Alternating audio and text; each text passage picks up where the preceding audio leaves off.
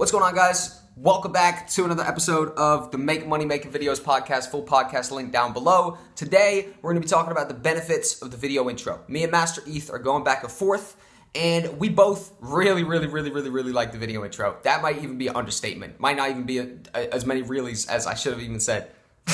Without further ado, let's do it. Welcome back to the Make Money Making Videos podcast. The video intro crushes all of that. Doubt they have in their mind, which rightfully they should have a doubt. If they're about to pay someone over the internet, they want to know it's the right person that they're about to pay, type of thing like that. And 100%, the video intros helped me massively. It was my friend who thought of the video intro, my friend Oscar. He, the person, I don't know if you saw the first podcast that I ever did, Oscar B. He's my friend. I know him in real life. And basically, I told him about Upwork about 12 months ago, something. Because he needed to make some money, and I was like, boom, video editing, check this out. And he told me about he came to me one day and he was like, Jack, I figured something out, found something that's groundbreaking. I was like, all right, tell me, Oscar. He said, we're both YouTubers, right? And I was like, yeah, we are. We are. He's like, so why don't we just make a YouTube video for the clients? I was like, whoa. I was like, Oscar, holy shit. And he was like, Jack. And I just started my video production channel at the time, or 12 months ago. So I've been about 6 months into my video production channel, this channel, obviously. Yeah. And he was like, please don't make a video telling everybody about this. We need to capitalize off this for a little while, Jack, please. And he was pleading. He said, Jack, I debated on whether even telling you because I thought you might make a video on it. And I was like, Oscar, this is such a good idea that I think I will actually hold off a couple months and not make a video. That's smart.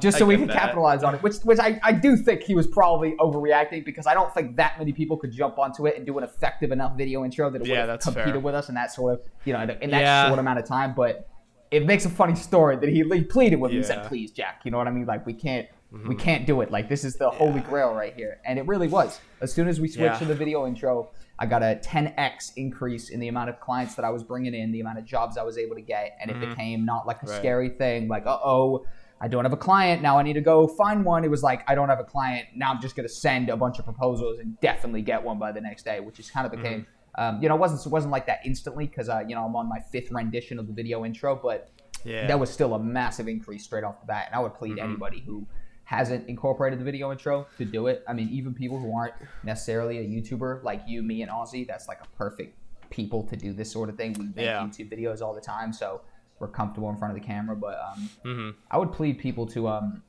do it, even if they haven't, been in front of the camera that much and things like that. You know what I mean?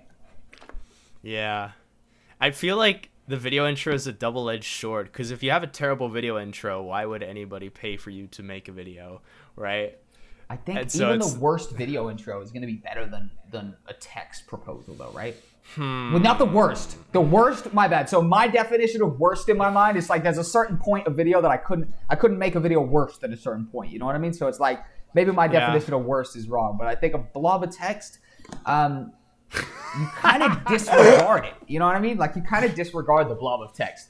And a lot of people send the same blob of text to everybody, especially on Upwork. They just spam it to 30 people. And in that sense, they're like, "Hi, client, I would love to join your job." And there's like this fucking guy right here. You know what I mean? He's just bullshitting his way through the whole thing. And it kind of removes. It just makes it more personal, man. Seriously, I think. Oh yeah.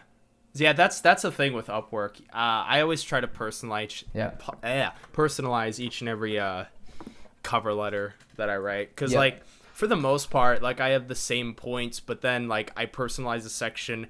I basically go into like each job that I'm like applying for and like touch on everything they're talking about. It's like, hey, I can do this. I can make it look like this how you want it, kind of thing. So. Because that's what they're looking for. If they know that you can do the things that they're asking, instead of just, hey, I do video editing. Then, like, 100%.